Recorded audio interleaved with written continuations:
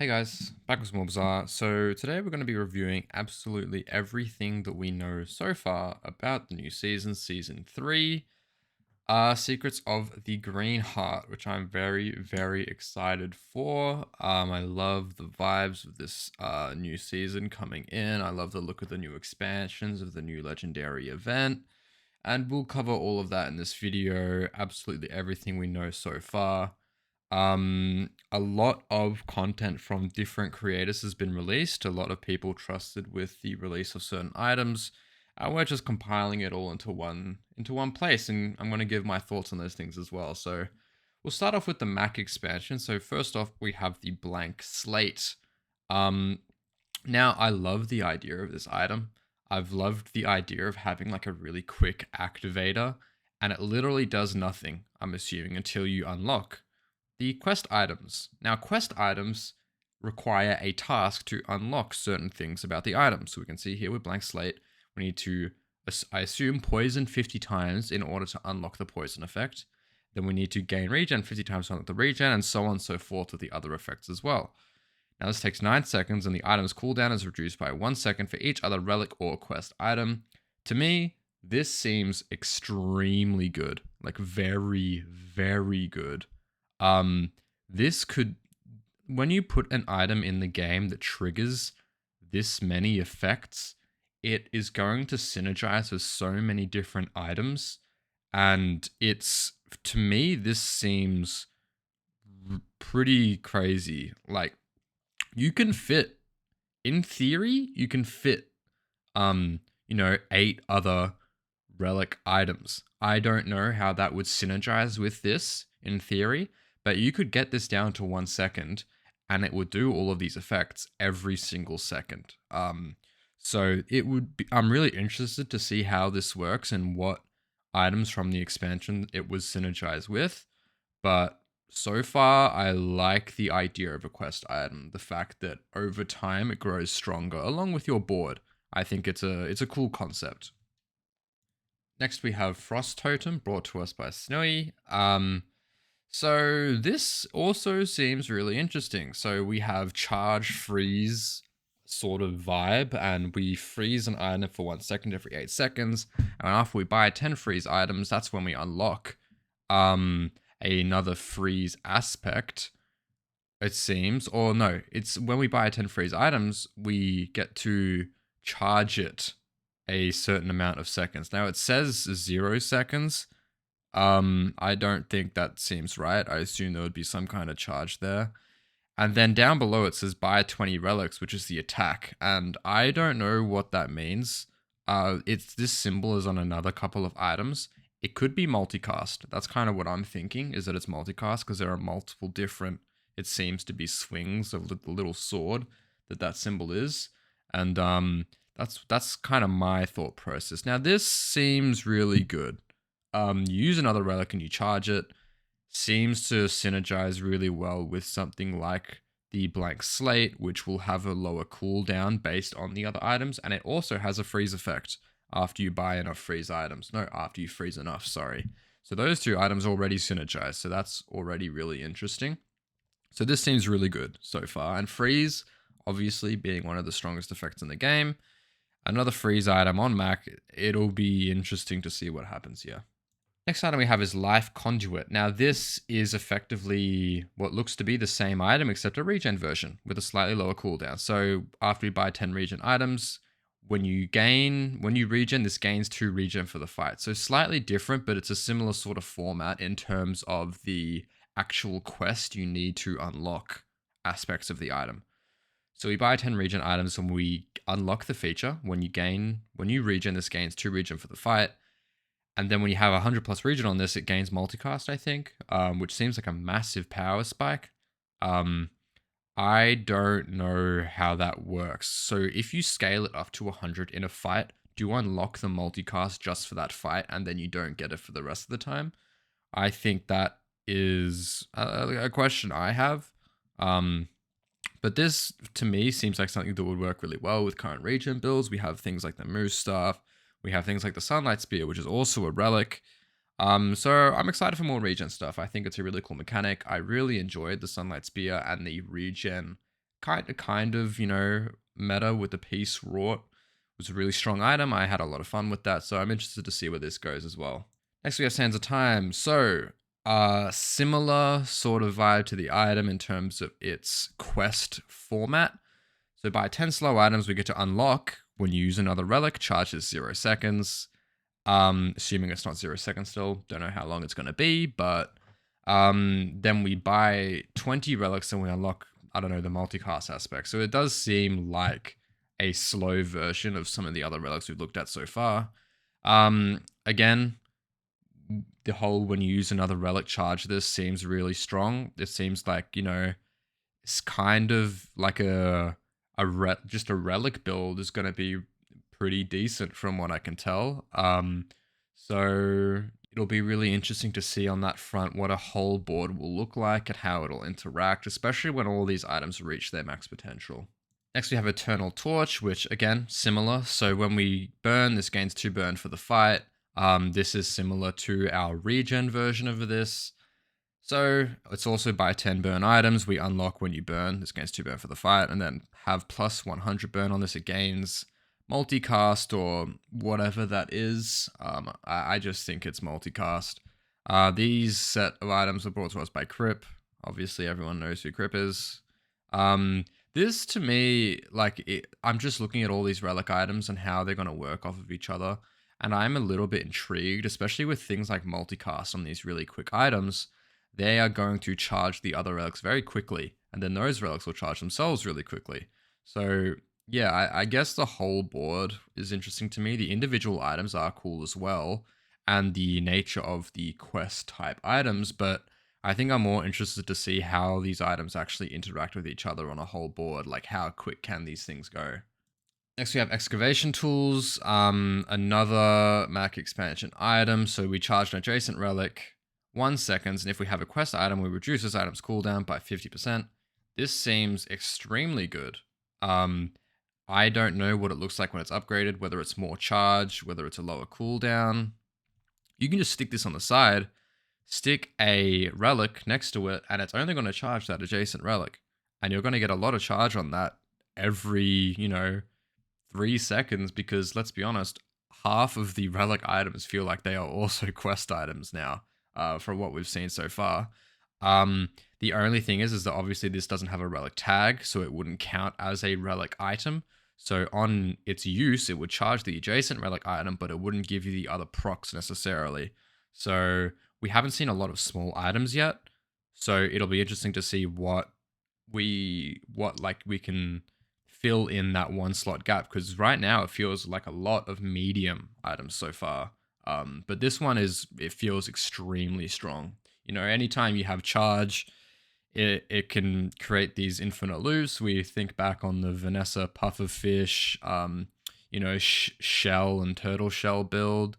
That was an insane meta. I don't think this one will be as fast. I think obviously they've cut down on that a lot, but I'm seeing a lot of charge so far, which isn't necessarily that concerning, because I think we have a lot of counteractive builds. Like we look at eels right now, we look at caltrops, we look at other items, and they already do a lot to counter those sorts of builds, but we'll see how this goes, I guess. Next we have Idol of Decay, so obviously similar to the Eternal Torch and our regen version, so poison 2, and after we buy 10 poison items, we gain the ability of, when you poison, this gains 2 poison for the fight, and then after we have plus 100 poison on this item, we get multicast, or whatever that effect is. I'm like 99% sure that's what it is.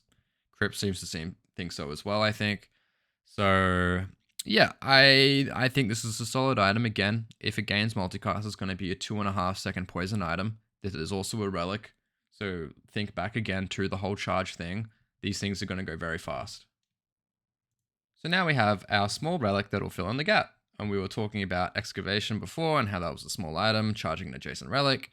So this one is a bit more interesting because now we have choices in our quest. So we can either gain poison or burn and gain slow or freeze. And obviously these effects are pretty great. It obviously has a very high cooldown, but it is a small relic quest item. So from what we've seen so far, this would be a great way to fill in that gap if we do have that dig site or whatever that small item was called, and we fill in the gap with this, we get a bunch of procs of it being a quest item, and then we also get the relic proc as well as the regen, poison or burn, slow or freeze. So again, lots of different status effects that'll be inflicted, and that's kind of the feel of this so far, is that we're just applying a bunch of different status afflictments, and it's just we spam the heck out of all of them, basically. That's kind of what it feels like so far. Now we have Tomb of the Ancient, so a large relic property. So we gain 5 regen for the fight, and this has a multicast for each other relic you have. Now we need to complete 2 quests on other items to unlock the poison aspect, then complete 4 quests on other items to unlock the freeze aspect. Multicast poison freeze item, it does have 7 seconds. And let's think about this in terms of board size. With this, with a small item and with 3 medium items maybe, even if we push it to 3 small items and 2 medium items, that is how much? That's 5 multicast. I'm worried about what the freeze is, whether it's going to be targeting like all items for a certain amount of second, or whether it's just small and medium. This feels very strong because, again, it's a relic. So we get multicast on this. We're getting a lot of relic procs, and it will charge the other items extremely fast. So I'm thinking back on that other freeze item we have, it feels like we're just going to be spamming so many status afflictions so quickly. So I guess, yeah, again, it'll just be interesting to see how all of these interact on board. It feels very quick, and it feels like maybe a couple too many status afflictions. Like it's maybe a little bit too widespread, and there's too many things that can happen, and they seem to scale a lot as well. Very rapidly. So now we move on to the dually expansion, which I am equally as excited about, if not more. We're seeing some more dinosaurs, baby, and that's what I'm excited about. I'm really, really excited for more dinosaurs. But first, we start off with something that isn't dinosaur. We start off with Crude Tools. We charge a tech item 1 second, and if we have exactly 1 tech item, its cooldown is reduced by 1 second. This feels pretty good. Now, it's not a tech item, so it's not going to synergize with a lot of those other full tech board builds, especially since it's only, having 1 tech item. That's its trait that it unlocks. It feels like it's encouraging you to run a wide board and you just have 1 tech item. So thinking on the new core, which is Primal Core, which we will discuss next, that is a tech item. So running Crude Tools with the Primal Core, and then we have just a bunch of other dinosaurs, kind of feels like this is just proccing that, and it is reducing the cooldown on that Primal Core. So now we have the Primal Core. Now we can see here, it isn't a tech item. I got that bit wrong. So we have dinosaur tags on it. We have Dinosaur, Core, and Relic. So deal 50 damage. Your Dinosaur and Relic weapons gain 30 damage for the fight. Adjacent items are Relics. When you use another Dinosaur or Relic, charge this 1 second. This seems really cool to me. I think that we can see here on the board, we've got a lot of multicast. Primal Core is going to get charged up really quickly and give our dinosaurs a bunch of damage. Seems really, really cool to me. Similar to a companion core sort of vibe in terms of just the adjacency item. And it's just on dinosaur and relic use. It's not to the left. Whereas companion core's equivalent would be usage of friends, and then we haste adjacent items. Really, really interesting. I mean, I love the dinosaur vibes. Cool core. Love the art for it as well, with all of like the molten lava coming out of it. It's really, really cool looking. Now we move on to Dino Disguise. So we shield for 10, adjacent items are dinosaurs, and this is +1 multicast for each other relic or dinosaur you have. Obviously, this synergizes really well with that core that we were just looking at, which makes adjacent item relics. And yeah, it's just a multicast item. It's going to be, this feels more like something that would proc other items on your board. Obviously, shielding for 10 isn't much. So having that multicast for every 8 and at 8 seconds as well, feels this is just an activator for other items on your board.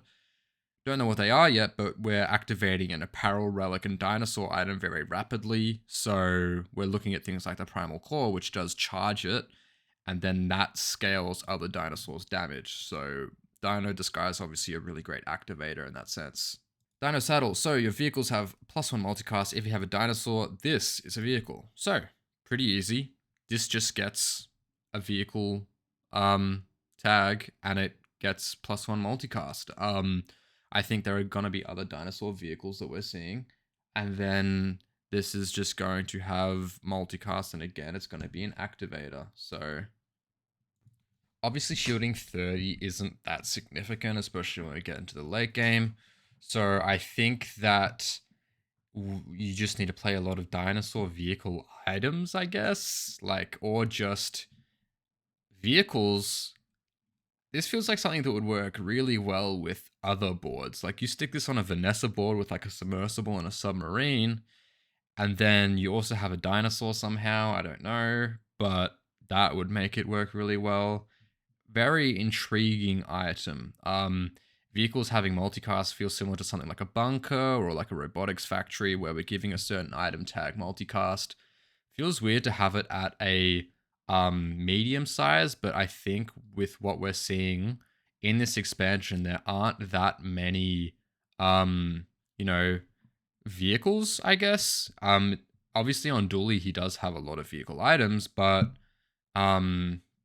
you wouldn't necessarily be playing it with a dinosaur, so it'd be interesting to see how that interacts. Then we have Dinosaur, and I forgot to mention this black background here comes from 610, another Bazaar content creator who runs an amazing podcast, which I listen to every single week that it comes out. So, Dinosaur, lots of tags here. We have Weapon, Friend, Dinosaur, and Tool. We deal 10 damage every 5 seconds. However, this item's cooldown is reduced by 50% if you have +4 other items that are dinosaurs, tools, or relics. I mean, it has wheels. Make it a vehicle. But we saw on the board earlier on Mr. Fruit's video that this had multicast, so we were this is essentially just another activator. It deals 10 damage. This doesn't feel like it does much on its own. It's just another activator, similar to what we've seen so far. Curious about what our main items are going to be. What are the standout things going to be for this expansion? So next from Mr. Fruit again, we have Flint Stones. They burn 3 for each relic or tool you have. Relic or tool, I'm assuming that's just an item slot, so we get like a maximum of like 27 burn on this. I don't know if it counts as itself for that. However, this item's cooldown is increased by 1 second for each tech item you have. You know, this primitive technology, they just hate the new stuff, man. Like fuck a lighter. I'm trying to use a flint steel.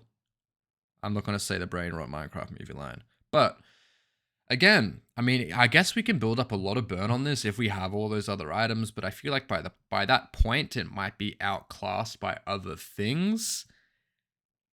Yeah, you just can't use it with tech, which, I don't know, it feels odd. I don't know, like, would using this with tech make it overpowered? Like, I don't really get that, to be honest with you, but seems interesting enough. So we have something that looks like it could be a main item. Rex Specs, Dinosaur, Friend, and Weapon. Deal 100 damage if your enemy has more items than you. Destroy one of their items. When you use another dinosaur, charges 2 seconds. When you use another friend, this gains 50 damage for the fight. Large item, really high cooldown, lots of charge, and interesting destroy mechanic. So obviously dissimilar to Marmosaur and Dinosaur, this doesn't gain a permanent amount of damage when you destroy an item. It's only when we use another friend, and it's just in-fight scaling as well. So it feels a lot like Bulldozer in that case. When we're using friends, it gains scaling. It's a large item as well. However, we're also getting a lot of charge on it as well. So I guess it's, you know, large item. It's similar to Dualtron in that case. However, without the insanely large amount of damage, and it would have less charge because you need to use a dinosaur item instead of proccing an individual status affliction. You know, poison, haste, slow, etc. Cool looking item though. I do love destroy mechanics. I think that's really fun that you can just completely bypass a really overpowered board just by destroying something. Seems really, really interesting to me. Do like the look of Rex Specs. Now we have Tanky Anky. This guy, what a cutie, right? Again, not a vehicle though. We're not seeing a lot of them. So we'll see how that goes in terms of the saddle, but Tanky Anky, so large friend dinosaur weapon. Your enemy weapons have minus 25 damage. When one of your dinosaurs deal damage, gain that much shield. Seems pretty straightforward to me. You know, you have a Mumsaur, you have a Dinosaur that's been destroying a bunch of items for a while, and you've just got shield enchants on them now because of this large item. And you get to remove some damage from your enemy weapons. Like, this is going to absolutely kill someone like Vanessa Burst, where you just get to take away the damage of the items that are on their board. Very, very cool mechanic. I like the look of it. I really, really like the idea. And I mean, just look at the guy. Look how cute he is. You know, he's adorable. He's going to eat that butterfly. I know he's going to eat that butterfly. Next, we have Temporal Navigator. So we have a vehicle item now as part of the new expansion. So this might synergize well with the saddle. So Temporal Navigator, haste adjacent items for 1 second. If this is your only tech item, its cooldown is reduced by 50%. At the start of each day, get a relic from any hero. Now, what was that item that charges a tech item if it's our only tech item? We come back to Crude Tools. If we have exactly one tech item, its cooldown is reduced by 1 second, and we charge a tech item. So Crude Tools synergizes really well with that guy. And then we also look at the Dino Saddle, which gives vehicles multicast, and we're starting to see some synergies here within the expansion. You know, we're giving the temporal thing multicast, we're giving it a lot of charge because it's our only tech item.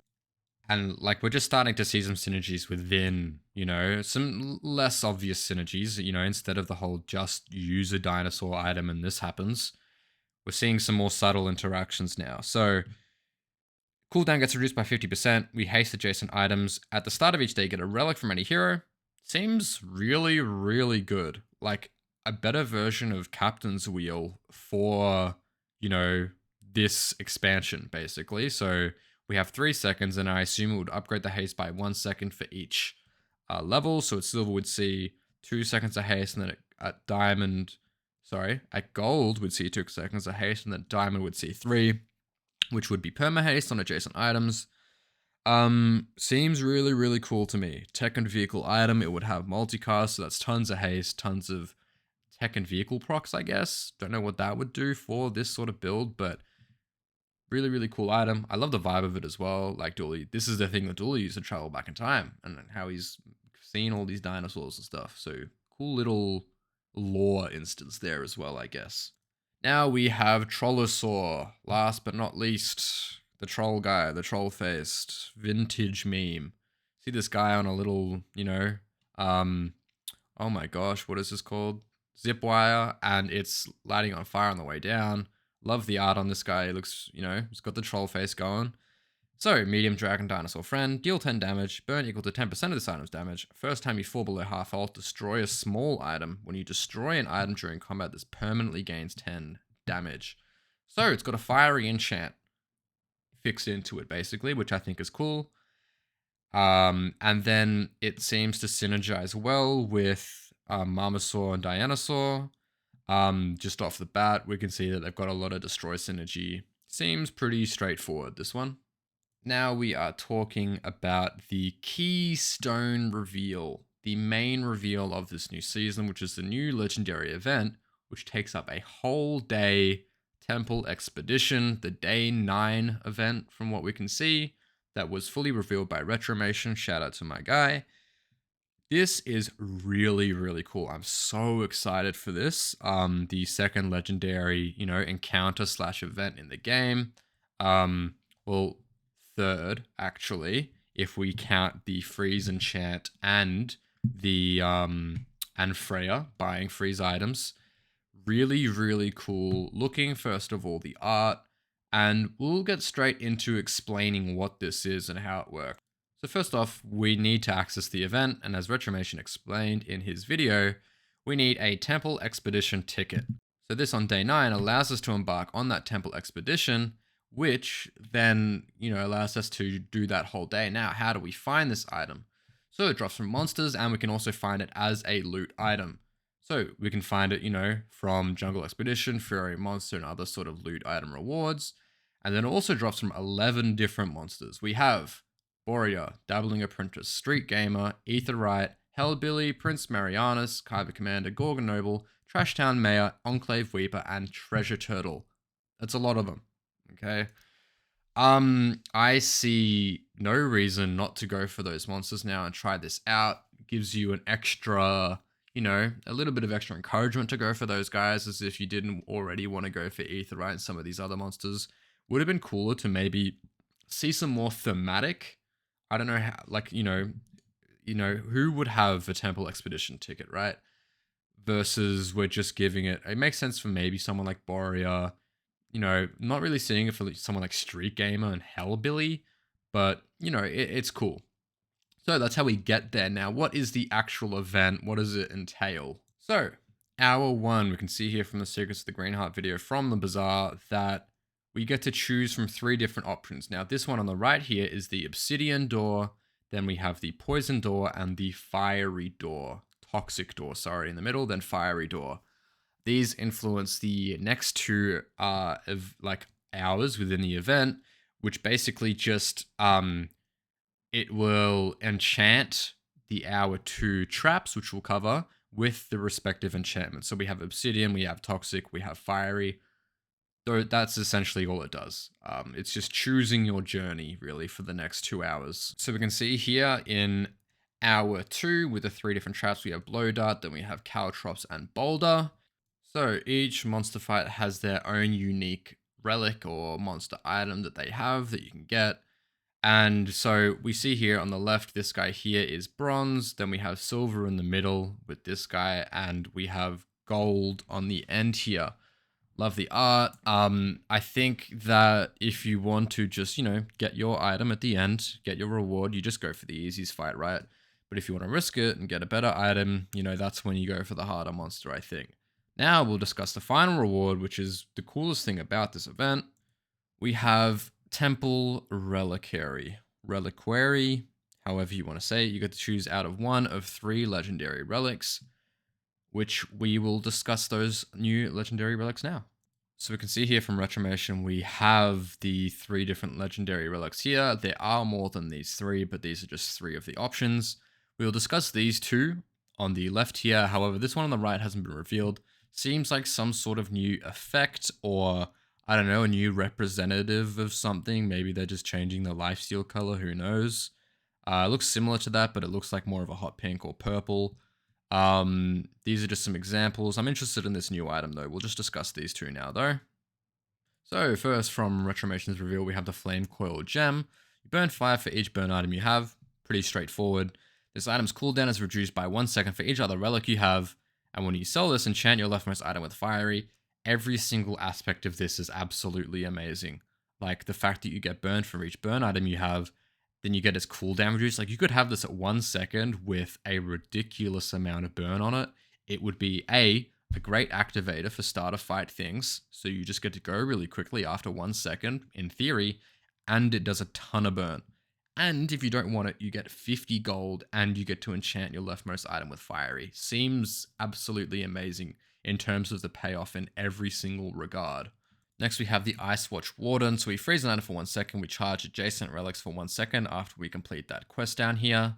When we freeze, poison, or burn, charges 1 second. We see this a lot with things like Drill and with other items that have charge when a certain effect happens. These start to go really quickly. And if we unlock this, charge adjacent relics 1 second, we're going to start seeing some pretty crazy infinites. I mean, it is a legendary item, so it is going to be good. This, for me, maybe could exist without the freeze. I get it, thematically it makes a lot of sense, but it already feels really good, even without that, And the freeze doesn't feel like a lot. 1 item for 1 second, it is going to be going like really fast. And if you have something like a, Sapphire Amulet with this, increase the freeze on it, it will start getting bonkers. But I guess we have to wait and see, but it looks really, really interesting. So the last legendary item that Retromation revealed was the Null Frost Altar, sorry. When any player uses an item, freeze it 1 second. When any item gains freeze, remove all freeze from it. When you freeze, your weapons gain 10 damage and your shield items gain 10 shield. I mean, like, come on, right? Like, this just feels like a crazier version of an iceberg. You just get a bunch of scaling for each instance of freeze, and you just get a ton of freeze as well. I don't think there's a lot to explain in terms of synergies. I think it's pretty straightforward. It is a passive item, so it's not really going to do much for your relic builds in a sense from what we've seen so far, but it is going to do a lot for, you know, maybe just your freeze builds on Mac, or your freeze builds on Dually, or someone else, freeze builds on Pig even. It just seems to be a really strong passive item, just like a better iceberg, essentially. Obviously, it doesn't have the same effect as iceberg because it's not actually freezing, but it gives you a better payoff in terms of your weapon scaling in, you know, in regard to that. For me, freeze seems really good. I don't know if I would run this on my board if I'm playing a lockdown build, because they're not going to get locked down. Like, they get to do their things, and this basically becomes like a caltrop scaling item instead, where our damage gets scaled based on the freeze triggers. However, they still get to do their thing, and we just scale up. I'm interested to see how it works though. Next we have Spirit Diffuser. This was revealed in the Secrets of the Gem Heart video for Season 3. At the start of each fight, enchant one non-enchanted item on each player's board for the fight, and when an enemy uses an enchanted item, charge one enchanted item for 2 seconds. I mean, this feels really good. You run this on someone like Pig, where you have a really slow enchanted item, and you get a pretty good payoff for it, especially against a really fast build. Look, I can see why it might be viewed as bad, like they might have a really key item that isn't enchanted yet, and you give them an absolutely broken enchantment, and then, you know, it kind of spirals out of control from there. But in most cases, like late game, this is day 9 we're talking about, you stick this on your board, a lot of items on the enemy's board are enchanted, you are getting a ton of like charge on either your solo enchanted item or on 2 different ones. Seems like a really great passive item just for activating your enchanted items. So that is about everything that we know about the new season so far. I am so excited. New legendary items, new events, the new expansions also look really great. I am very excited. Let me know how excited you are down in the comments. Please subscribe, like, or comment if you enjoyed the video. It really helps out the channel a lot, trying to grow a little bit. And yeah, I will see you in the next video. Bye bye.